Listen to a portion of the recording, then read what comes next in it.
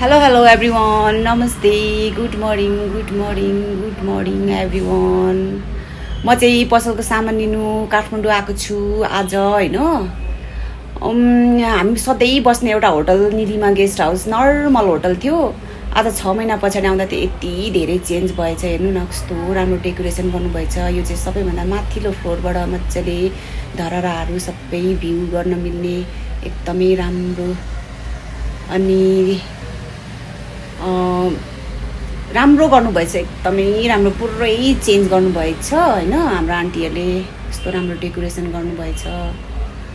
तलमुनि फ्लोरमा चाहिँ यो बार हो हैन।